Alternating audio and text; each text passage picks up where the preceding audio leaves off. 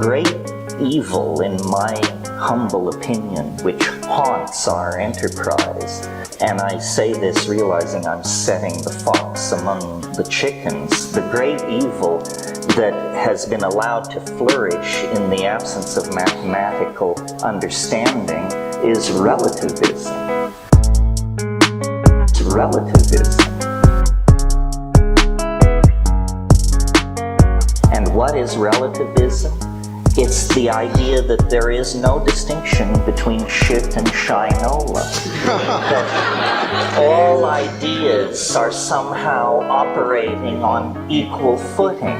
So one person is a chaos theorist, another is a follower of the revelations of this or that New Age guru, someone else is channeling information from the Pleiades, and we have been taught that political correctness demands that we treat all these things with equal weight. Because we have no mathematical ability, no logical ability, we don't know how to ask the questions that expose some positions as preposterous, trivial, insulting to the intelligence, and unworthy of repetition.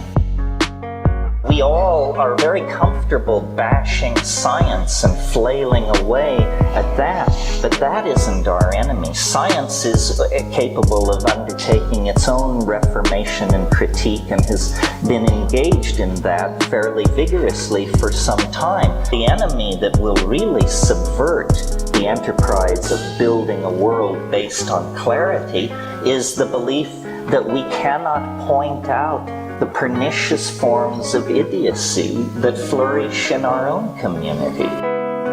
The great evil.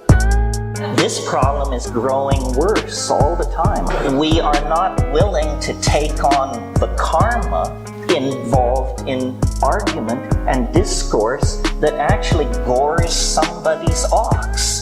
We consider this politically incorrect. I can feel the tension in this room because people sense I might gore their particular ox.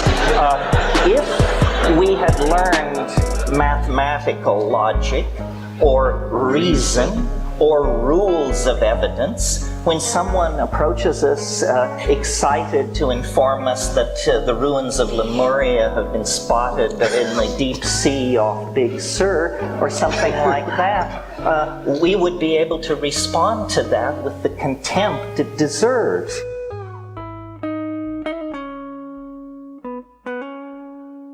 I had a conversation about this recently with someone, and I said, what do you think of the abduction phenomenon? And to me, all of these things are intelligence tests. And the people who pass the intelligence test are not worrying about pro bono proctologists from other star systems showing unannounced in their bedrooms. So, you know, we have perfected politeness.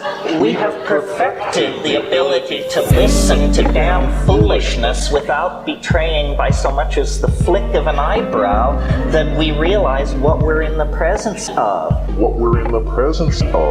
Now I think it's time to refine our mathematical skills, learn to think straight, and not be afraid to denounce the pernicious forms of foolishness which are vitiating the energies of our community and making us appear marginal and absurd in the discourse about truly transforming society.